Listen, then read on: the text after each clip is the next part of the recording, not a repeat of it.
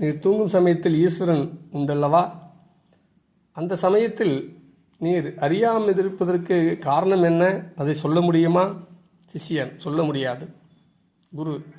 ஆனால் அதன் காரணம் ஈஸ்வரனுக்கு 2 நிலைகளில் இருக்கின்றன. அவைகள் என்னவென்றால்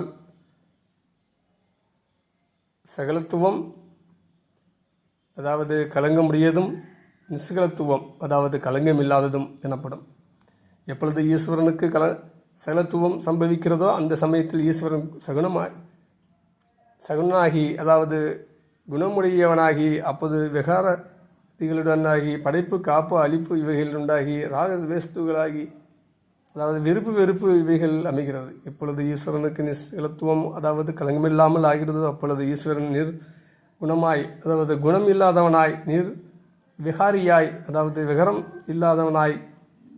இல்லாதவனாய், சிருஷ்டி திஷ்டி சம்காராதிகளில்லாதாய், ராகத்துவேசி இல்லாததாகி அமைகின்றது. ஆனால் இவைகள் அனைத்தும் உண்டாகிறது எவ்விடத்தும் என்றால் தன்னிலிருந்தே யாகும். அது என்னவென்றால் ஒரு